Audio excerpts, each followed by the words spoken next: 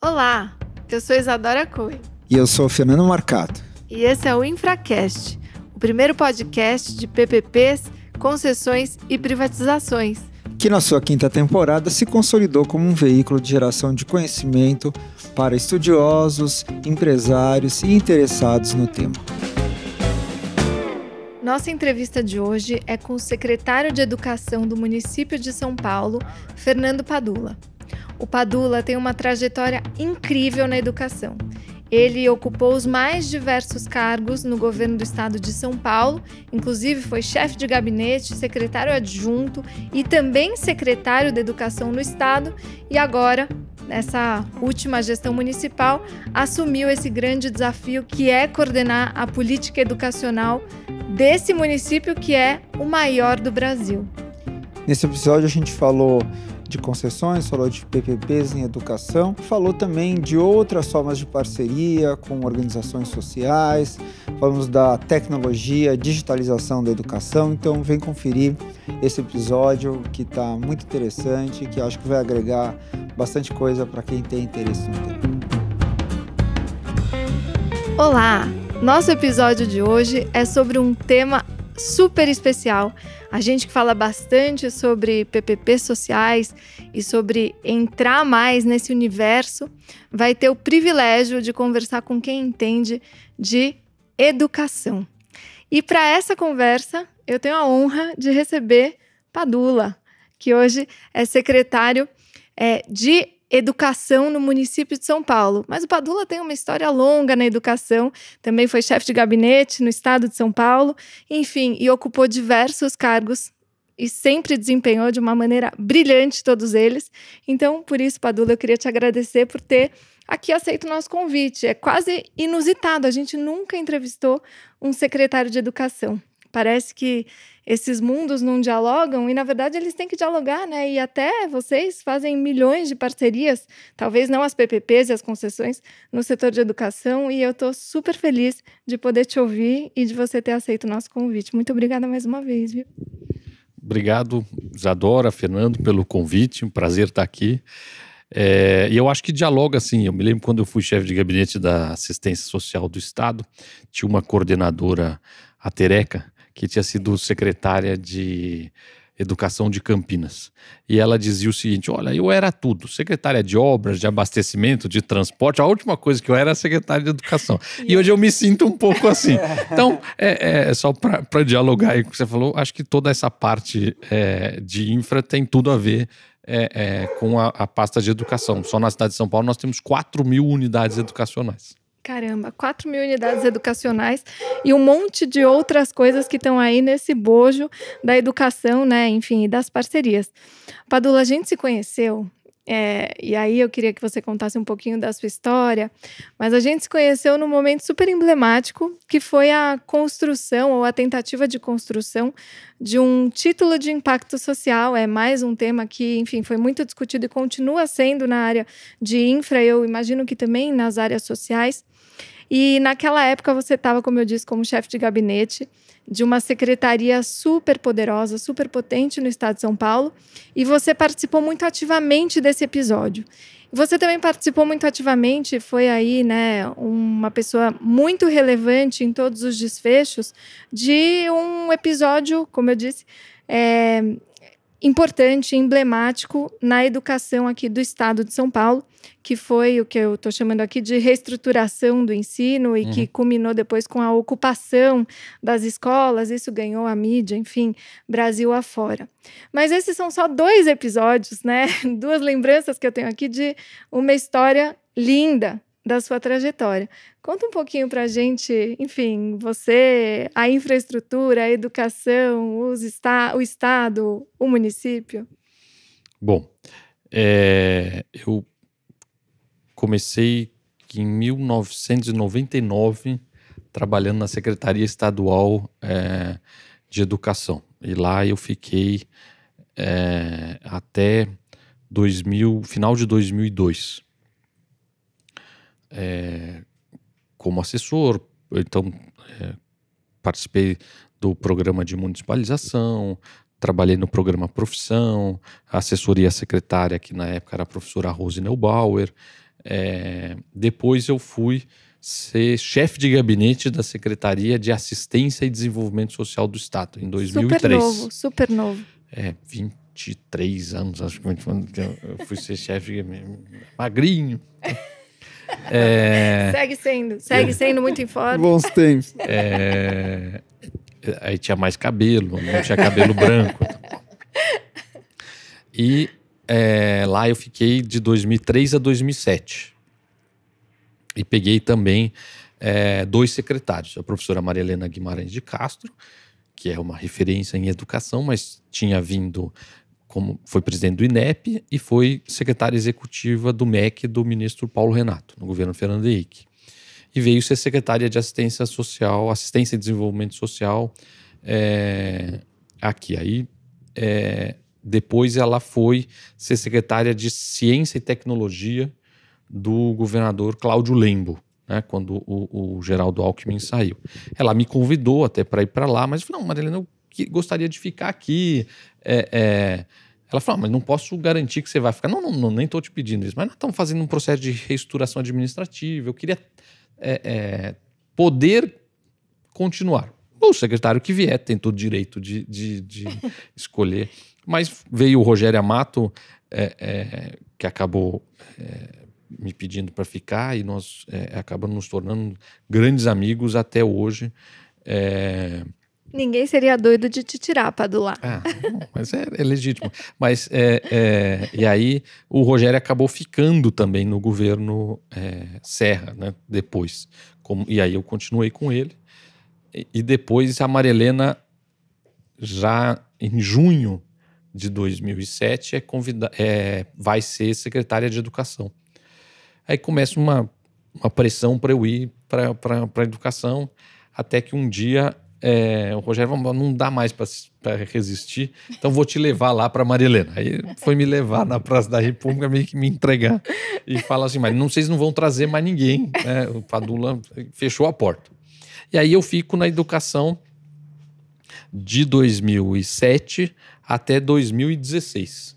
Né? E fui chefe de gabinete, então, da Maria Helena, do Paulo Renato, do professor Herman, e nesse período também acabei sendo secretário adjunto, e aí num curtíssimo período fui nomeado, à época pelo governador Goldman, secretário. Então teve uma época que eu fui secretário adjunto e chefe de gabinete, mas o período foi bem curto e era um período de transição. Depois eu fui ser coordenador do Arquivo Público do Estado. Eu me lembro, a gente até tentou parcerias. E eu aprendi muito, né, por exemplo, arquivologia. Para mim, eu não sabia que era uma ciência social aplicada, que tinham cursos superiores de arquivologia aqui na Unesp, mas no país inteiro, na UNB e em outros. E lá aprendi a importância da gestão documental, dos documentos, quer seja para preservação da memória, quer seja para gestão e facilitar, também não gastar dinheiro à toa com estudos que já foram feitos, facilitar transições, facilitar a gestão mesmo. E depois fui chefe de gabinete da Secretaria de Projetos, Orçamento e Gestão. No arquivo era o secretário Saulo de Castro, e depois com o Mauro Ricardo fui chefe de gabinete do Mauro. O arquivo foi para essa nova secretaria que foi criada quando o Mauro foi para o governo, e depois ele então me convidou para ir ser chefe de gabinete, e ele era meu chefe, não tinha muito como dizer não. E aí depois fui convidado pelo Bruno Covas, resisti um pouco, mas acabei aceitando ser secretário municipal de educação, onde eu comecei em 1º de janeiro de 2021 e estou até hoje. Dizer não para o Mauro Ricardo é complicado. Trabalhei no Estado quando ele era secretário da Fazenda. Quem dizia não era ele, né? Quando eu tive na educação, ele era o secretário da Fazenda. Aí depois, quando eu fui chefe de gabinete, tanto coordenador do arquivo, e ele apoiou bastante a gente, e como chefe de gabinete.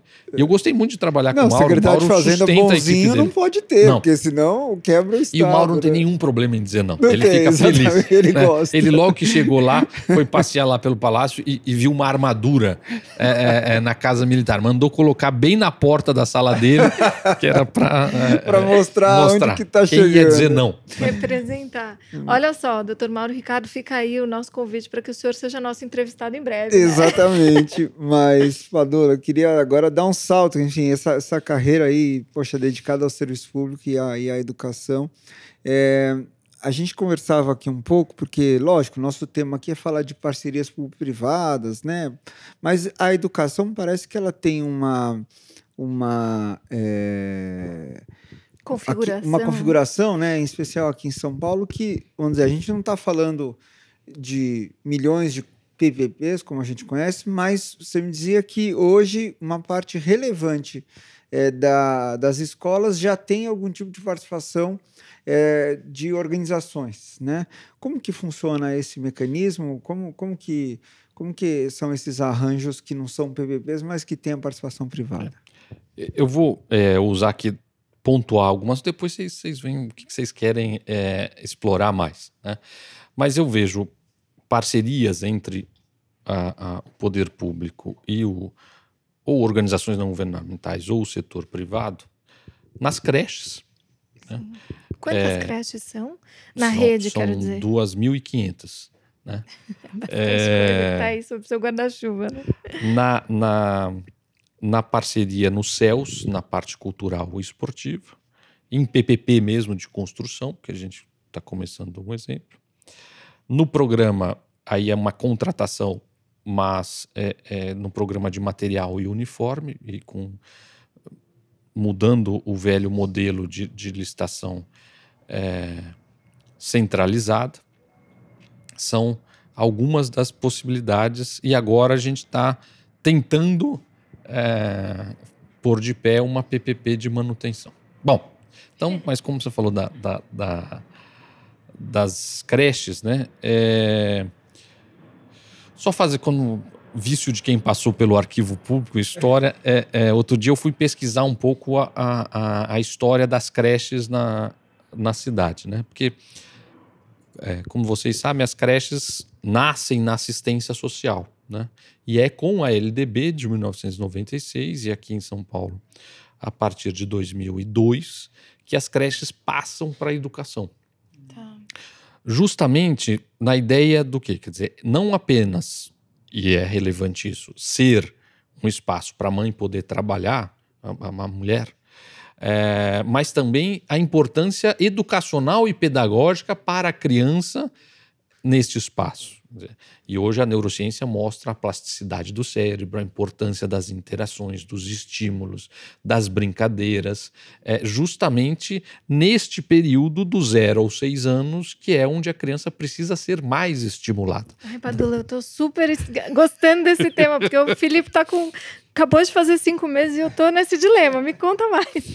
Então, o que mostra hoje, né? É nesse momento que o cérebro tem maior plasticidade. Então, quanto mais você estimula a criança, é ler para a criança, é brincar, é interagir com outras crianças, é ter contato com materialidades diferentes, né? Isso vai fazendo as ligações do cérebro, né, as conexões aumentarem, e isto vai propiciar que esta criança tenha um futuro melhor de aprendizagem, de desenvolvimento. Então, é fundamental a nutrição, né, nas creches são 5 refeições diárias, é fundamental este atendimento com intencionalidade pedagógica. Quer dizer, ela não é um espaço para deixar a criança para a mãe poder trabalhar. É também. Mas tem que ter um olhar na criança, e esta é o principal foco. Bom, então por isso que ela muda da assistência social para a educação. Mas as creches nascem na cidade de São Paulo conveniadas. E até 1946, né, existiam creches conveniadas, na sua totalidade eram 29. Aí deu problema em uma creche em Guaianazes. E então eles estatizaram esta creche. Aí nasce a primeira creche própria da cidade, num momento de estatização. Olha. Só que aí vai até 1978, tendo só 4 creches próprias. Né? E no momento em que você transfere da assistência social para a educação, você tinha 331 creches próprias, diretas, e 450 conveniadas. Caramba! Né?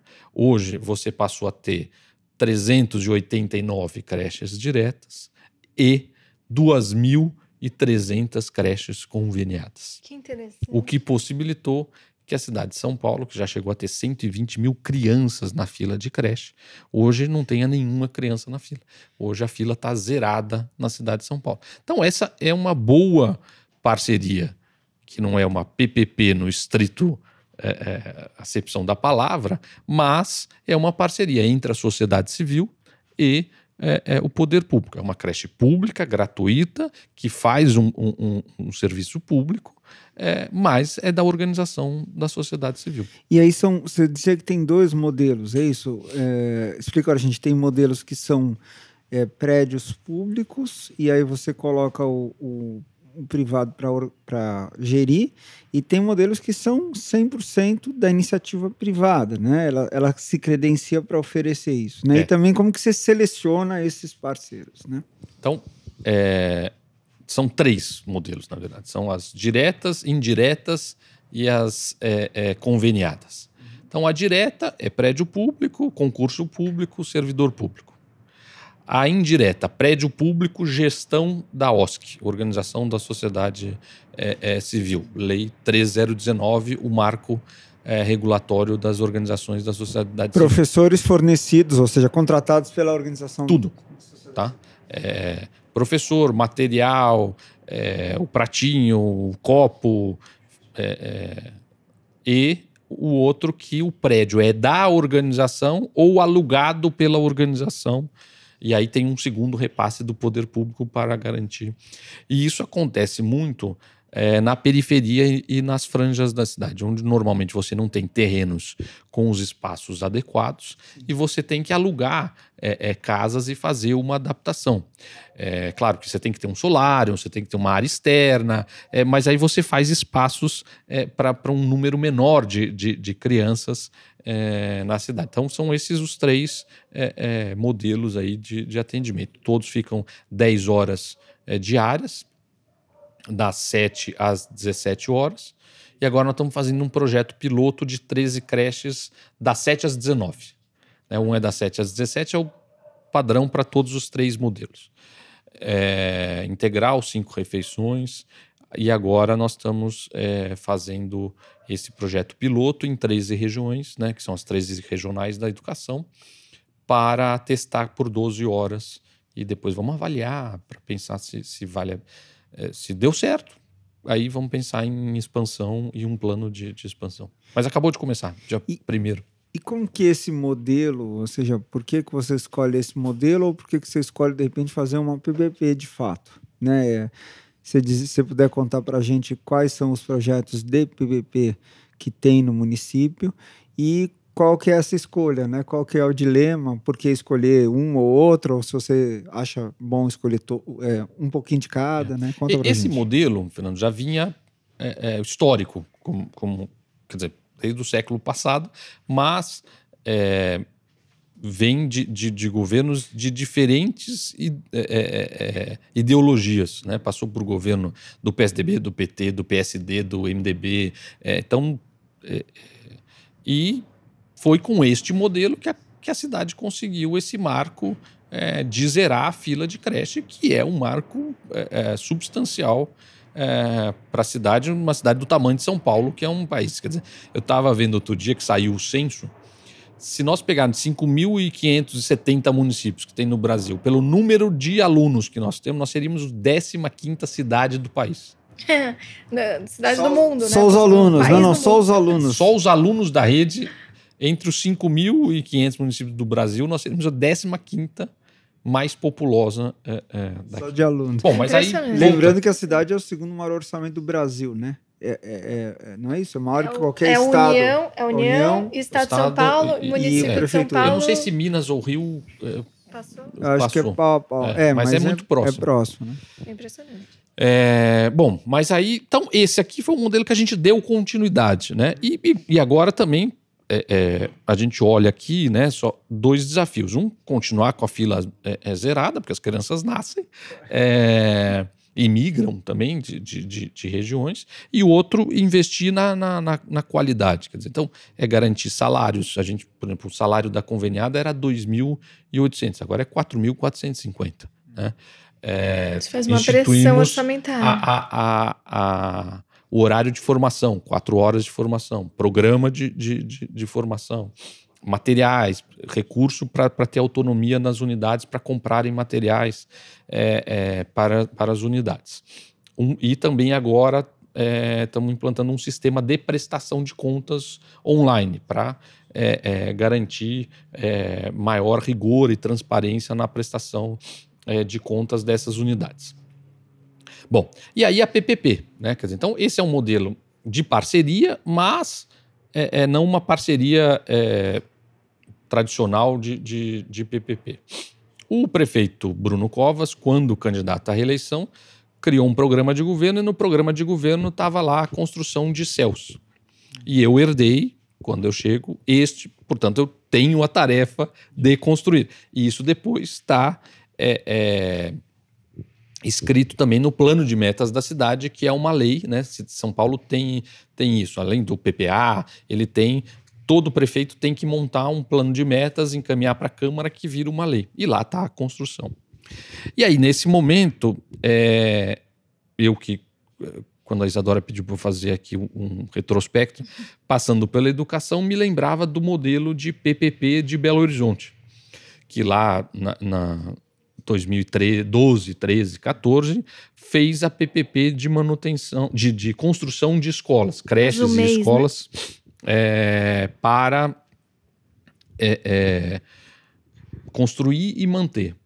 E é um modelo que eu acho adequado. Não estamos falando em pedagógica, nós estamos falando em tudo aquilo que já é terceirizado. E aí, então, nós pedimos aqui na capital, existe a SP Parcerias, né? Chamada SPP. Então, ela modela PPPs. E aí foi, então, onde nós fizemos, de um lado, um estudo de áreas de vulnerabilidade e que não estavam no raio de influência de céus, ou seja, que precisariam de novos céus.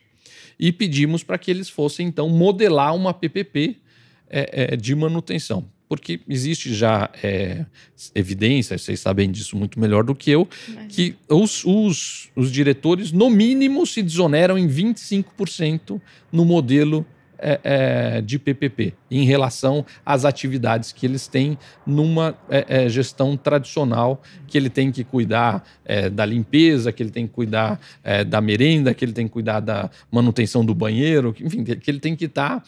Eu fui lá a Belo Horizonte porque a gente criou o Conselho de Secretários de Educação das capitais, e aí um encontro foi em Belo Horizonte. Aí nós tivemos a oportunidade de conhecer a PPP lá da educação. Então tem um QR Code, a diretora ou o auxiliar administrativo entra lá e fala, estou com problema na carteira. Pronto, já resolve. Um problema mais emergencial, já chega a motinho lá com a manutenção, enfim. Então, quem entende da parte de infraestrutura, cuidando disso. E a diretora entendendo daquilo que ela foi formada. Ela fez curso de pedagogia, claro, né? Ela tem que cuidar da aprendizagem das crianças, né? Então, portanto, a gente então falou, vamos fazer uma PPP. São Paulo não tinha, na área de educação, nenhuma PPP. E eu estou já há muito tempo bastante convencido de que esse é um bom modelo. Então aí nós resolvemos então fazer os CELS por PPP, e os CELS têm escola também. Então aí uma orientação que nós demos vamos fazer EMF, que são as escolas, né? Então são CEIA, o Centro de Educação Infantil, que é a famosa creche. Uhum. Depois a EMEI, que é 4 a 5 anos, educação infantil. E 5 anos e 11 meses. E depois, educação fundamental, do 1º ao 9º ano. E o CEL tem CEI, EMEI e EMF, e também tem a área cultural e esportiva em regiões de maior vulnerabilidade da cidade. Mas aí nós demos uma diretriz de vamos fazer EMF. Porque a fila de creche está equacionada. Ah, mas EMF? Porque nós vamos não temos que fazer CEL. Então vamos fazer CEL nas regiões que são sempre mais vulneráveis, que normalmente são as últimas a entrarem no período integral, porque elas estão mais cheias. E aí você começa a fazer o período integral nas regiões onde você tem ociosidade, que são as regiões mais nobres mesmo da periferia. E com isso você não vai na linha da equidade, você aumenta a distância. Você pega alunos de um nível socioeconômico melhor e você dá a eles o ensino integral. E aqueles do nível socioeconômico mais baixo continuam no ensino parcial. Então foi uma intencionalidade. E aí com isso você consegue fazer não só a escola do CEL em período integral, como a mais próxima. Porque você pega uma e as duas vão passar a ser de período integral. Então, além da PPP, é a expansão do ensino integral na cidade de São Paulo. São quantas unidades nessa PPP? Nessa PPP são 5 CELs. 5 CELs. Primeiro lote. E aí nós temos agora já o segundo lote. Sendo modelado, né? E aí então, porque o primeiro passou por audiência pública, todo o processo, né? Até o edital, a assinatura do contrato, agora já está... O prefeito está dando início às obras em cada um desses CELs. Tem processo de licenciamento, ambiental, CET, trânsito, enfim. Toda essa questão toda que eu não tinha noção, agora estou tendo que aprender um pouquinho. Isso é ótimo, você vai aprendendo outras coisas. E tinha o segundo lote, que agora o Tribunal de Contas pediu alguns ajustes. Então nós estamos ajustando para poder publicar o edital. Aí tem o prazo, provavelmente 60 dias, para ter o segundo lote, que são mais 5 CELs que vão ser feitos. Isso deve sair nos próximos meses. Eu espero que em um mês. Que bom. A gente pretende fazer as adequações que o tribunal pediu, mostrar para o tribunal o que a gente fez de adequação e aí, na sequência, publicar. E você disse tem um projeto... desculpa, vai lá. Tem um projeto de PPP também para São Mateus, não tem? Tem. Então, vamos lá. DRE, né? Como eu falei, DRE são Diretorias Regionais de Educação. São 13, então a cidade é dividida em 13 DREs. Uma delas é São Mateus. Porque aí, em paralelo à questão de construção, que foi essa decisão de construção dos CELs, a gente olhou o seguinte, mas é preciso cuidar do que já existe. Porque senão você coloca essas unidades em PPP, mas e as que já existem? Né? Porque um dos grandes problemas na educação, e eu já tive 3 encarnações na educação, né? Como eu disse, fui assessor, depois fui chefe de gabinete. E começou com 12 anos. Secretário. Manutenção é um problema. É um problema, um grande problema. Você imagina o seguinte, nós temos 4.000 unidades aqui na cidade. Né? Diretas, 1.500. Então, cai o muro. Aí a diretora pega e manda um ofício para a regional, que manda um ofício para a secretaria. Né? Aí manda um engenheiro lá. Aí vai olhar. Aqui no município vocês não têm algo parecido como o FDE? Não. Depois a gente fala disso. Então é uma burocracia grande, né, para você conseguir fazer com que o que precisa ser feito. Claro. Né? Aí vai fazer projeto, tem que licitar o projeto. Aí depois tem que licitar a obra propriamente dito. Então, muitas vezes o que acontece? Na hora que você vai fazer a obra, já caiu a outra parte do muro. Né? E outros probleminhas mais. Né? E outro problema mais. Fora uma coisa que eu acho chave. Eu acho que a gente muda a lógica. Né? Então, você pega lá, você tem que ter todo o aparato, além da demora que eu falei, para você garantir o atendimento da unidade na sua manutenção ou reforma. Você tem um problema de garantir a qualidade. Então, contrata gerenciador, aí contrata não sei o quê, e fica um aparato. Mas muitas vezes a gente tem problemas de qualidade nos produtos, né, que são colocados. E a lógica está onde? A empresa que é contratada para para consertar algo, o lucro dela está naquele momento só. A partir do momento que você contrata para fazer a manutenção da escola, e ela é responsável por isso, por 25, 20 anos, ela passa também ser importante para ela colocar os produtos de melhor qualidade para gastar menos em recursos humanos, gastar menos voltando lá para fazer manutenção. Então você melhora a qualidade, além de desonerar também a diretora de ter que ficar cuidando de uma série de outras atividades que não focam no pedagógico que deve ser assunto. E a outra coisa, um monte de processo. Então, tem que ter o contrato da limpeza, o contrato de manutenção, o contrato de material. Então, são muitos contratos, né? Interfaces, né? Um custo Que aí transacional. você imagina o seguinte, o número, acho que a gente precisa depois medir isso, o número de horas que são gastas, né? E de salários desses profissionais que podem estar focados no nível da escola, mas também nos níveis centrais e regionais, né? Com outras atividades, que pode ser desonerado e você daí qualifica. E em São Mateus são 90 unidades? São 90 unidades. 90 unidades. Então nós estamos ali, o que nós estamos prevendo? Claro, quando você constrói, né, e vocês são craques nisso, você já desde o momento sabe o que você fez, né? Então o privado está ali, não, ele vai pegar um parque que não é o dele, então portanto você vai ter que ter níveis diferentes de investimento para deixar as escolas em estado de manutenção. Então você precisa ter aportes para garantir que elas entrem num estado de manutenção. Depois, nós também estamos prevendo que ele possa fazer qualificação construindo espaços que a gente está chamando de mini-céus, né? Então, por exemplo, pode ser uma sala de dança, pode ser um pequeno anfiteatro, pode ser, enfim, algum espaço que não é um céu, mas que a escola, se tiver espaço, você pode qualificar aquelas escolas ofertando, e aí, de novo, na estratégia de educação integral, outros espaços para esses estudantes. Agora, parece evidente que é bom. Agora, a experiência, como você mencionou, tem Belo Horizonte, que é um projeto de 2013. Então, quer dizer, já teve tempo de mostrar resultado. E São Paulo agora.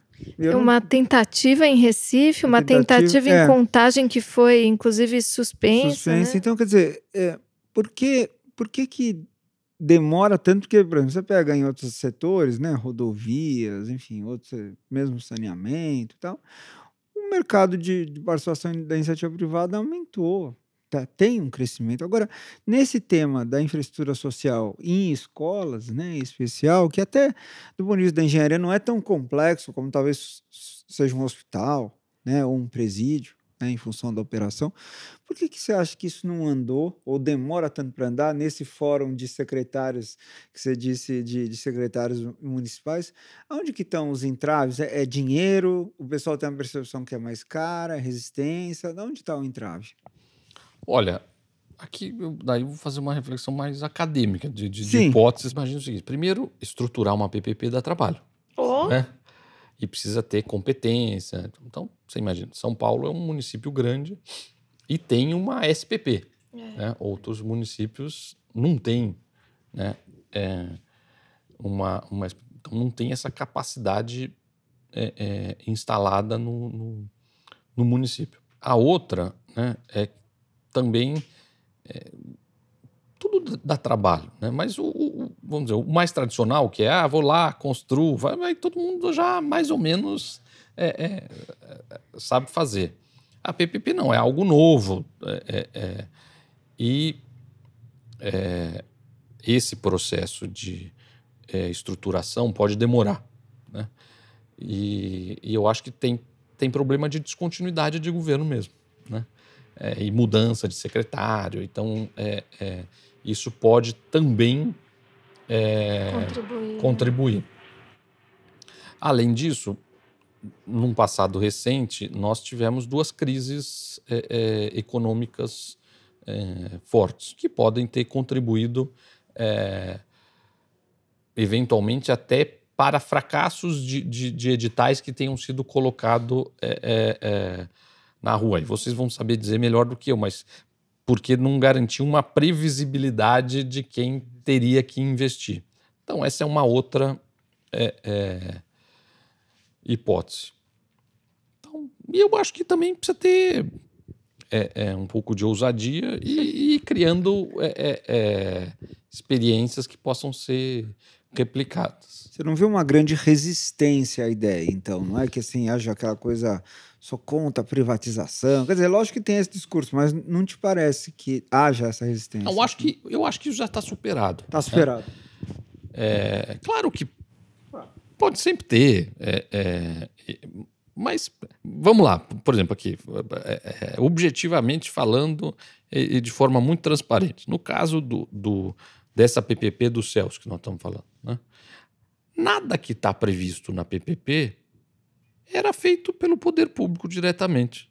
Ele é feito por terceiros. A única coisa é de uma forma diferente. A limpeza já é feita, a manutenção já é contratada, a construção já é contratada, o projeto já é contratado. Portanto, nós não estamos falando de nada que você está transferindo do servidor público para o privado. Então, ficar falando em privatização, coisa desse tipo, neste caso, é conversa de botequim. Você tem todo direito de falar, mas não vai conseguir mostrar que está se privatizando. Ao contrário, eu acho que você está buscando modelos mais eficientes, mais inovadores, que garantam uma melhor gestão pública. E uma melhor docência, no fim das contas, porque o professor consegue se focar nisso, né? A gente fez um evento para o qual o senhor foi convidado para compor a mesa, mas o secretário tem a agenda muito cheia, por isso, mais uma vez, eu te agradeço a estar aqui. Dia, e depois, quando eu fui falar, eu topo, já tinha sido. Tentei livrar a sua cara, mas... eu assumi o problema. Pois é, e foi um evento super legal. A gente convidou, né, como o principal orador, né, uma pessoa sensacional, que é conselheiro do Tribunal de Contas de Minas Gerais e que tem uma vivência com a educação muito interessante. E ele, na ocasião, nos falou, inclusive, sobre a sua infância, como ele foi um menino dependente da escola pública, da rede pública, e o que ele acredita para PPPs de escola. Ele, inclusive, super favorável a isso, né? Se demonstrou, pelo menos, nesse evento. E ele falou, assim, como você está dizendo, olha, a gente precisa separar o joio do trigo, né? Então, assim, a PPP de escola, ela ainda é uma coisa nova, mas acho que ela tem que começar a se sustentar nessa ideia de infraestrutura e não da docência. E aí, aos poucos, a gente vai se assenhorando do instituto e criando cultura, que é uma coisa que a gente não tem mesmo ainda, a cultura de fazer PPPs de educação. Não, por exemplo, Isadora, só te interrompendo, claro. sem querer te interromper, Não, como imagina. diria o Jô. Lá em Belo Horizonte, eu fui conversar com a diretora. A diretora adora o modelo de PPP. Porque é isso, ela falou, eu consigo meu apoio. E eles estão aqui, são meus parceiros, e tem agilidade, e eu não preciso ficar cuidando, e eu posso cuidar do para que eu fui formada, para que eu fiz uma faculdade, para que eu fiz especialização, né? E cuidar do bem mais precioso, que é a formação da nova geração. É isso. Né? Então, eu acho que tá superado e consolidado. E agora precisa fazer e ter modelos para estimular os outros a copiarem. Porque não tem essa coisa de precisar inventar a roda. Não, copia. Né? Copia igual, tá ótimo, né? E quem foi esse conselheiro era o conselheiro Cláudio Terrão. Ele falou a mesma coisa, tem coisa boa para fazer, é só copiar, né? Ele falou, a gente não vejo a hora de então colocar vocês dois numa mesa para discutir positivamente. Aliás, a gente convidou ele também para fazer parte aqui dos nossos entrevistados. Mas uma coisa que o Fernando mencionou, quando ele estava falando das potenciais resistências, foi sobre o custeio disso, o gasto com PPPs, né, o pagamento dessas PPPs, e que talvez uma das hipóteses seria de que isso gere uma comunicação ou alguma coisa que não caia bem e que você já disse que, olha, talvez não seja isso. A gente recentemente entrevistou o Rogério Seron, que foi presidente da SPP, que você mencionou, aliás, tem um episódio sobre isso. E novamente agora nessa configuração dele como secretário do Tesouro. Sensacional a entrevista, aliás. E ele fala sobre o incentivo que o governo federal está fazendo para PPPs sociais.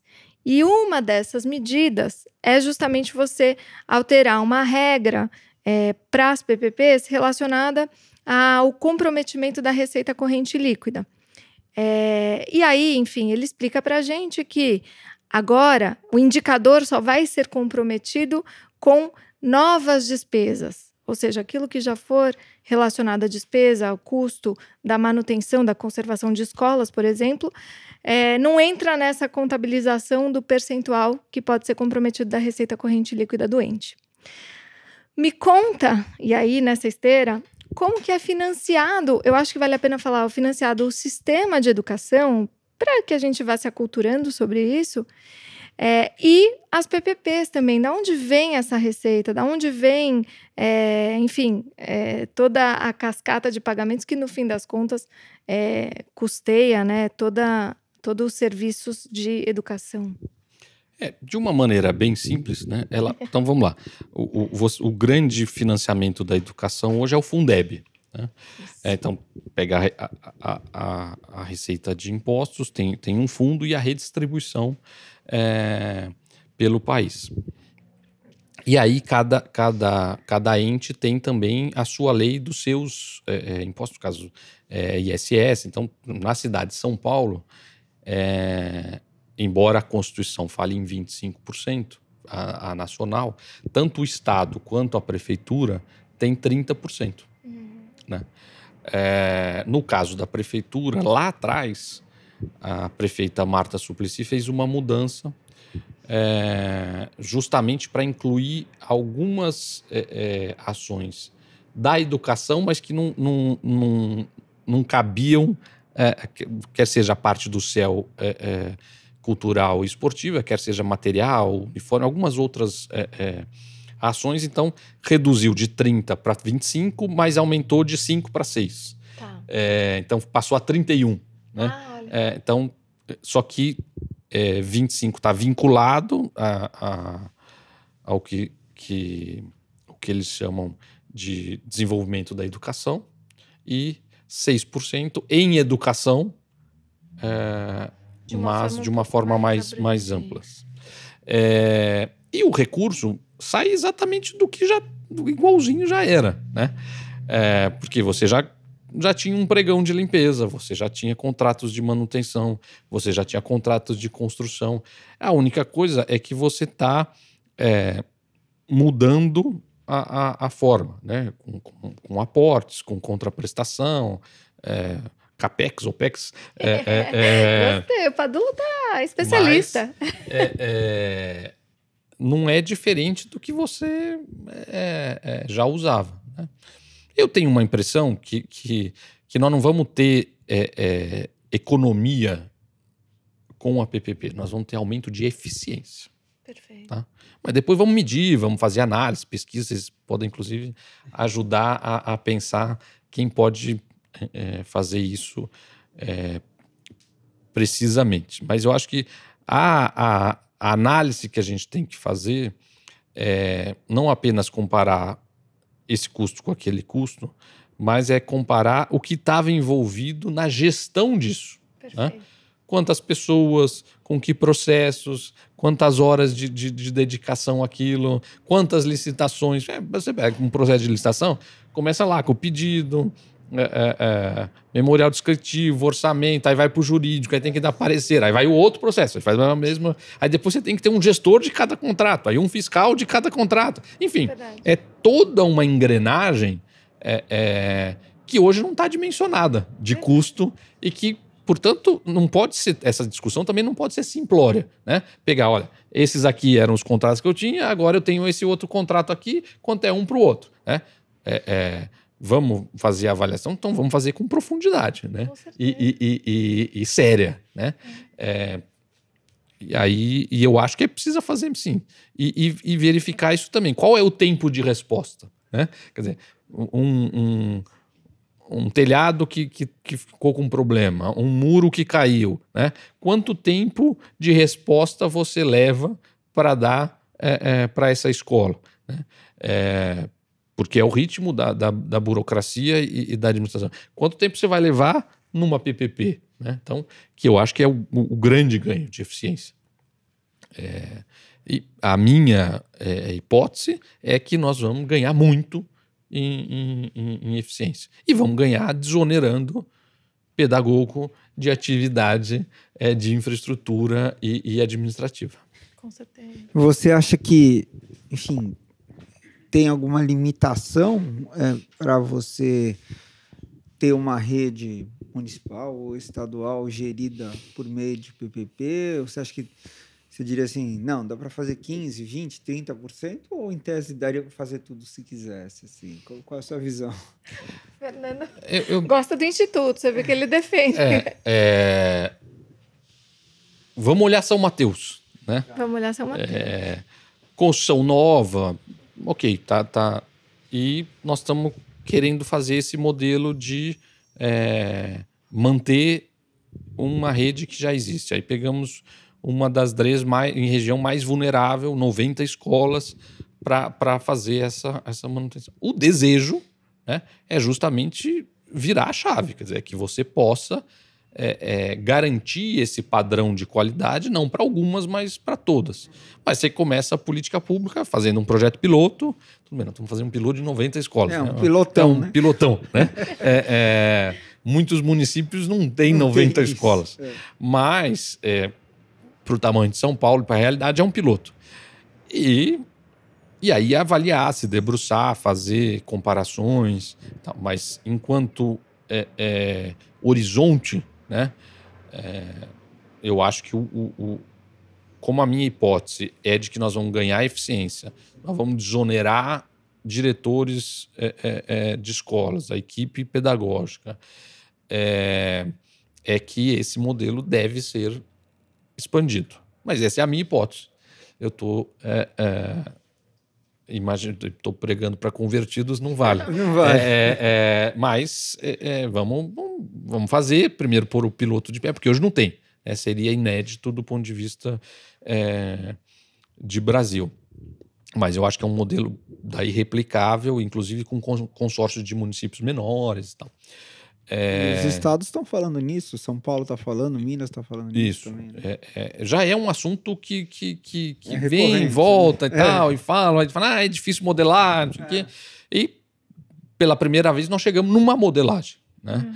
Que já passou por audiência pública, que já teve este processo e agora aguardando a liberação do Tribunal de Contas. Então nós estamos no processo, no percurso aí técnico para chegar à publicação de um edital, eu diria que nós estamos ali nos 90%, então com uma boa expectativa. E claro, aí depois pode ter problemas que você vai ter que corrigir, melhorar, aperfeiçoar, que faz parte de projetos pilotos. Mas eu, particularmente, acho que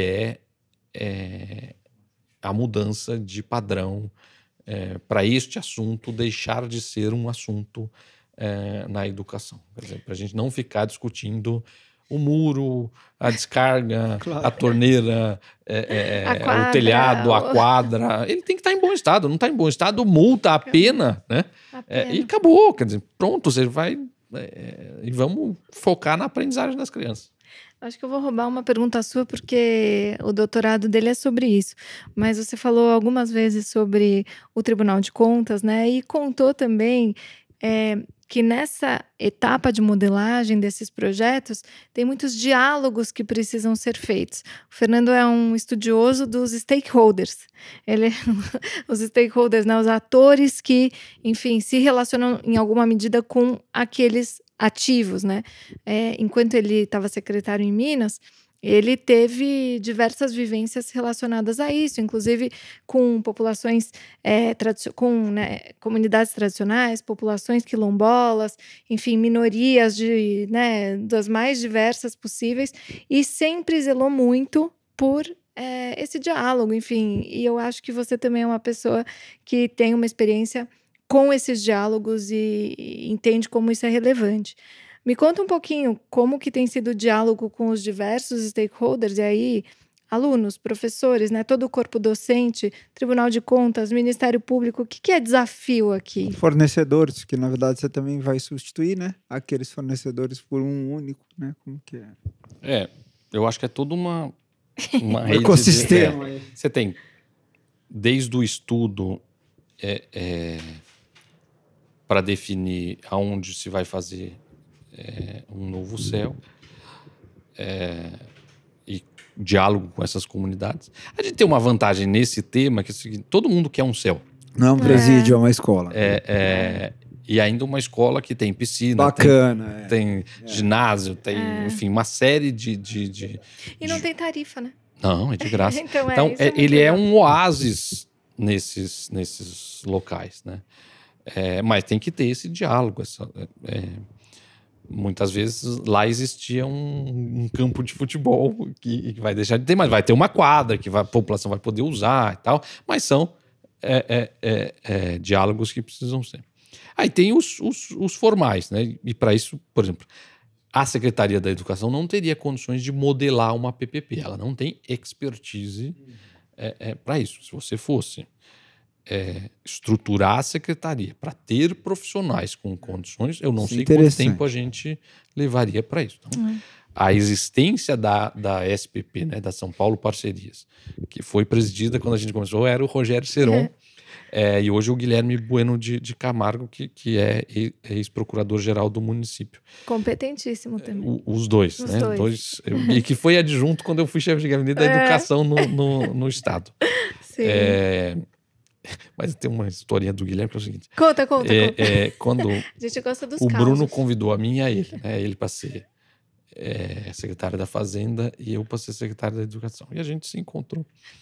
E aí ele falou assim: acho que vai ser a primeira vez que o secretário da Fazenda e da Educação são amigos. Falei, vamos ver quanto tempo dura a amizade. Felizmente a amizade... Mas ele saiu da Secretaria da Fazenda, né? A amizade permanece. E agora é parceiro na SP Parcerias. Então, portanto, eu acho que isso é fundamental, né? Quer dizer, talvez volta naquela... Por que não foi? Né? Não é simples, né? Não é montar um edital, um termo de referência de uma licitação. De giz, né? Que já não é simples, mas e que precisa ter fiscalização, acompanhamento, precisa pedir bem para comprar bem, precisa acompanhar a chegada, né? De tudo, né? Então, pediu lá papel higiênico, mas depois você tem que olhar se tem a absorção necessária, senão, né? Bom, e aí tem o órgão de controle que é o tribunal, né?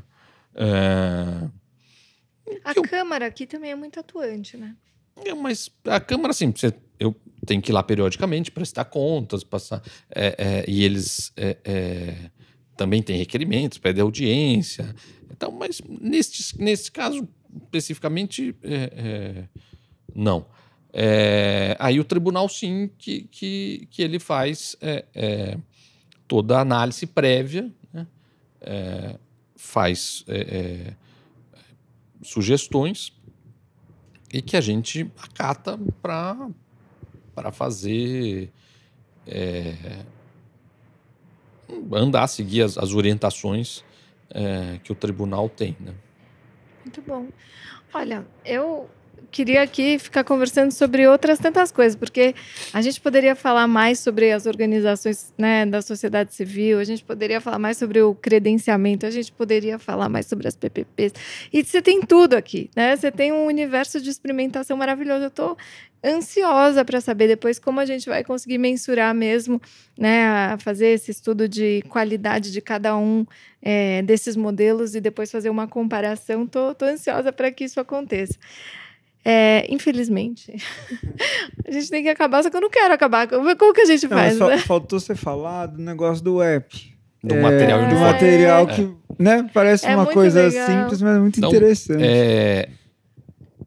Como vocês veem aí pelo material e uniforme, vira e mexe dá problema, né? Não chegou, atrasou. Porque qual que é o modelo tradicional? Faz uma licitação, né? para essa quantidade, são pouquíssimas empresas que conseguem. Geral importa da China. Né? E aí você tem, só para dar uniforme. Né? Então, você vai lá e fala, qual que é o tamanho da criança agora? Mas, de repente a criança espicha. Para você fazer uma licitação para o uniforme chegar em fevereiro, você tem que começar em junho. Né? Esse tempo cresce. Né? Ou outra coisa, o aluguel ficou caro aqui. O pai teve que mudar de domicílio. Aí ele muda de escola. Mas aí o uniforme vai ser entregue na outra. Né? Então tem todo um problema de logística. Né?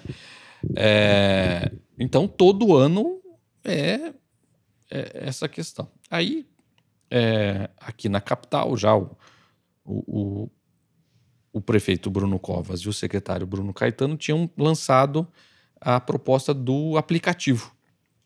Mas aí veio a pandemia e tal. Então, nós implementamos essa proposta, que é o quê? Você credencia lojas de material, então são as papelarias. Então, hoje nós temos mais de 500 lojas credenciadas na cidade inteira e também de uniforme. Então, você tem que apresentar uma amostra, faz essa amostra e a mãe pega, pelo aplicativo, tem um crédito, que só pode comprar aqueles produtos. E tem algumas vantagens. Primeiro, que você passa a ter 1 milhão de fiscais. Você vai lá, já olha, então, porque é mesmo jeito que ela compra uma outra camiseta, ela vai comprar a camiseta do uniforme. Segundo, dá mais autonomia. Porque ela fala assim, olha, o blusão ainda tá bom do ano passado, então eu vou comprar mais 2 camisetas. Pode. Porque dentro do dinheiro, ela pode, não, meia não preciso, vou então comprar mais uma camiseta. Né? Segundo, não é o outro é que você garante que chega. Né? Então, porque ela vai lá, compra e você garante que começa o ano e tem.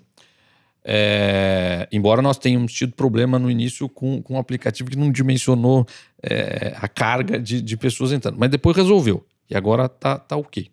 A outra é estimular o comércio local, né? Quer dizer, o pequeno comércio e a geração de emprego. Eu fui visitar alguns comércios que empregam, né? Ou com carteira assinada ou temporários. Então, o projeto não é o objetivo principal dele, mas ele gera como subproduto o estímulo do comércio local e de emprego na cidade de São Paulo. Claro. Né?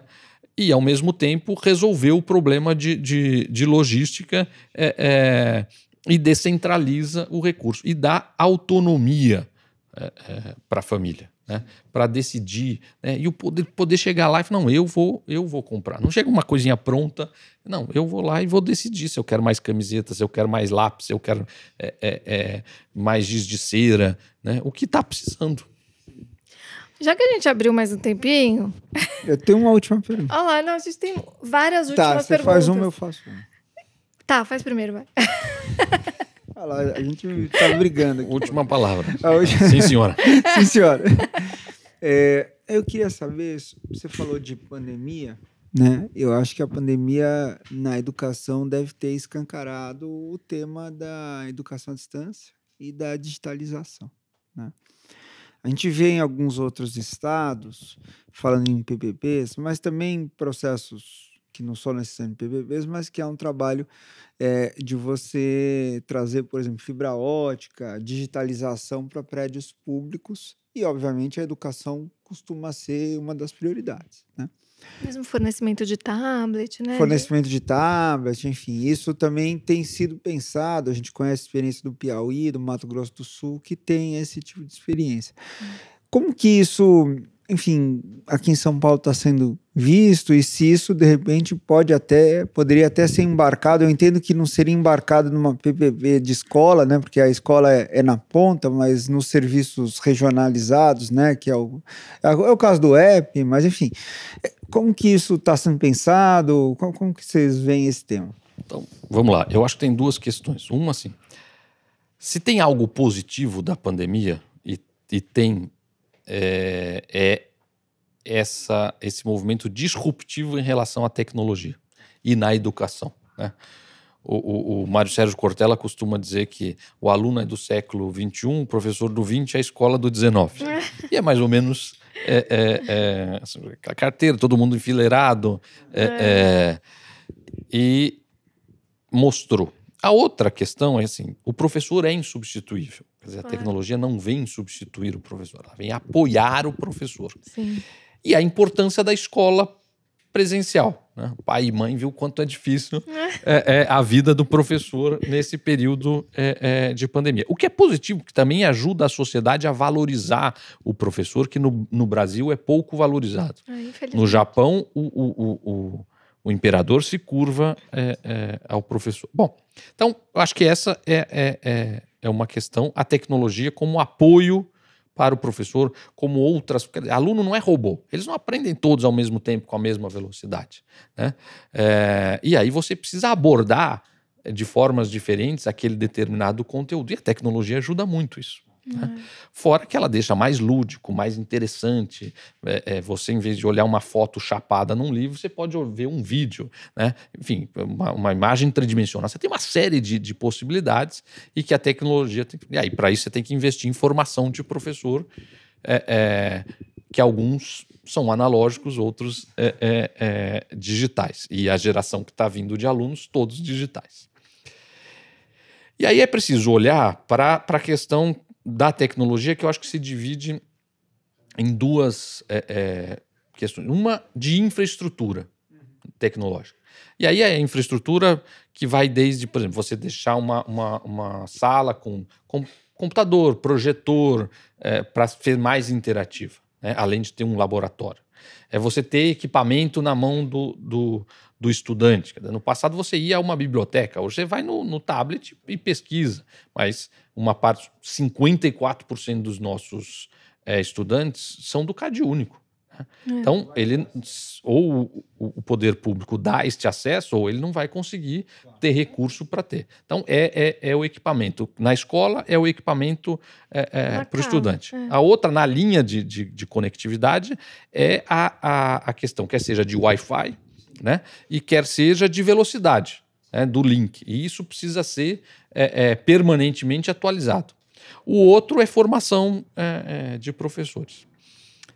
Qual o modelo? Eu não sei bem, mas eu tive agora no lançamento do relatório global da Unesco, justamente de tecnologia na educação. E foi em Montevidéu, no Uruguai. E o Uruguai tem uma experiência muito bem sucedida, que é um computador por aluno, e eles criaram lá o Ceibal. Né? O Ceibal mas enfim, não conheço a legislação uruguaia, portanto, a hora que a gente fala algum nome, não quer dizer necessariamente que seja a mesma situação aqui. Como diversos países criaram programas como esse, mas muitos deles descontinuaram. Está sendo até feito um estudo pela OCDE agora, que mostra alguns países da Europa também com um modelo tipo Ceibal. E o Ceibal, ao longo desses 20 anos, quase agora, 18, ele foi se especializando no quê? Em garantir a manutenção dos equipamentos, em garantir de quanto em quanto tempo eu mudo o parque tecnológico, em olhar qual é o equipamento mais adequado para cada idade. Então, a tablet é para essa, notebook para outra, para você, e isso como uma política permanente de diferentes governos. Quer dizer, ele nasceu vinculado à presidência da República para ter um computador por aluno, mas eles persistiram e criaram um programa permanente de manutenção. E aí ele disse, olha, é importante você garantir isso. Né? Então, ele manda o tablet pelo correio e depois recebe para substituir. Ele vai olhando a velocidade que tem que ter o link para garantir o uso pedagógico. Ele verifica que tipos de plataformas precisam estar acopladas, né? De espanhol, de inglês, de matemática, para garantir conteúdo. Ele forma professor e ele investe em pesquisa e desenvolvimento. Então, é uma instituição pública, lá no Uruguai, de direito privado, que cuida disso, né? E garante, eles têm 500 mil alunos, como um programa permanente e que passou por diferentes governos no Uruguai. pode eventualmente ser uma resultar... PPP, né? Aqui no Brasil. Então, eu acho que o que a gente precisa fazer... Tá aí a ideia, Padula. é refletir. É criar um organismo público, é uma agência, é uma fundação, é um serviço social autônomo, é uma PPP. Aí são possibilidades. Claro. Mas eu estou convencido de que tem que ter um corpo especializado, bem remunerado, com foco nisso. Não pode ser um projeto assim, você vai lá, compra... Com sustos, né? Suspiros. Assim, ele tem que ser um programa permanente. Muito legal. A gente falou aqui bastante sobre infraestrutura, Só a última pergunta. Sim, senhor. Desculpa te segurar tanto tempo, mas aqui é tanto conteúdo que dá vontade realmente de estender. Mas a gente falou de infraestrutura, a gente falou sobre eventuais desafios, a gente deu ideia de potenciais PPPs e de vários modelos aqui. Uma coisa que eu acho que a gente pode falar muito brevemente e realmente pegando a sua experiência do governo do estado de São Paulo agora, é sobre a aprendizagem, né? Uma das coisas que você nos provocou foi sobre isso. Vamos medir no futuro o quanto de impacto positivo a gente está gerando com cada um desses modelos que você muito bem explorou aqui. Quando, no governo do estado de São Paulo, você foi um dos responsáveis, aliás, você foi o chefe da tentativa de implantar o título de impacto social. Até a gente começou a entrevista falando sobre isso, porque eu acho que isso tem muito potencial, mas, enfim, a educação é um laboratório, né? E ainda que seja metalinguístico, eu acho que é mesmo, algumas ideias acabam não prosperando, ainda que muito positivas, ainda que, enfim, muito férteis, né? E lá, na experiência do título de impacto social, uma das coisas que a gente tentou, né, medir era justamente se no grupo de controle e no grupo que seria... enfim, participaria dessa experiência do título de impacto social, se haveria aí uma diferença de aprendizagem mensurada ou mensurável pelas provas, né, enfim, de matemática e português. Conta um pouquinho dessa experiência, porque eu acho que ela é muito interessante. Depois a gente faz um episódio só sobre o título de impacto social. Na verdade, foi uma ideia que você e a Carla Bertocco levaram para a gente.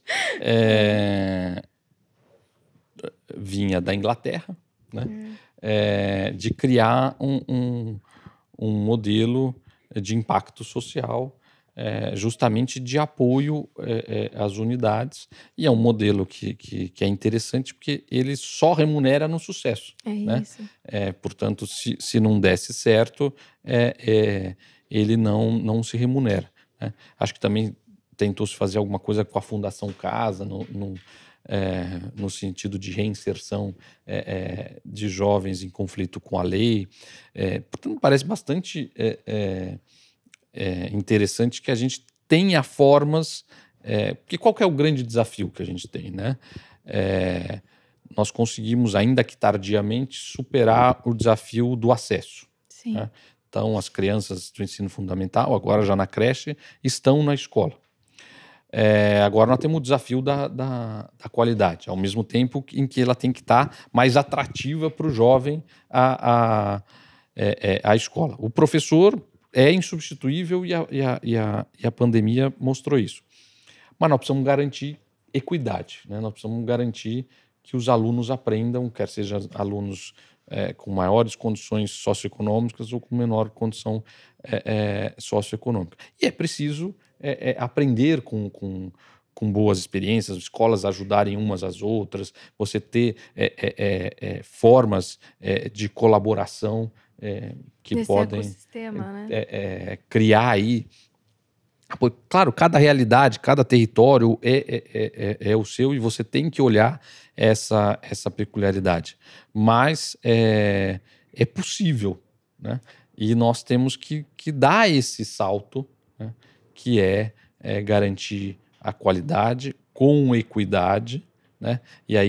E também combatendo o racismo estrutural. Né? Com certeza. Então, porque a gente não pode ainda continuar tendo uma aprendizagem menor de acordo com a raça. Com certeza. Ela tem que ter, independente do nível socioeconômico, independente garantir esse direito. Esse é um direito da criança de aprender. E acho que a gente precisa ter, apoiando o professor, que é insubstituível, diferentes formas e estratégias para garantir esse direito de aprendizagem. Que mensagem, hein? Para concluir. Padula, super obrigada. Enfim, como eu disse, estou aqui babando em tanto conhecimento, tanta aprendizagem aqui para a gente. Só agradecer mesmo pela sua disponibilidade, pelo seu tempo e pela sua dedicação ao serviço público nesses anos todos, né? Nesse setor que é tão fundamental, tão importante e que sim dialoga com as parcerias e tomara cada vez mais. Muito obrigada, viu? Você sabe que eu já fiquei convencido que nessa encarnação não fico rico. Você não vai ficar rico. E me dedico ao serviço público. Você sabe que esse é um dos objetivos do Infracast, que é justamente poder trazer essas boas experiências e essas boas pessoas que estão aí há muito tempo se dedicando e apanhando e construindo, para que a gente possa difundir e gerar também uma mudança de visão, que as pessoas às vezes têm, é o que você disse, tem uma visão ruim do professor e tem uma visão ruim do servidor público, né? Então a gente também tem esse objetivo aqui e você é um exemplo desse bom servidor. Então muito obrigado e parabéns pelo trabalho. Parabéns aí pelo programa. Obrigada.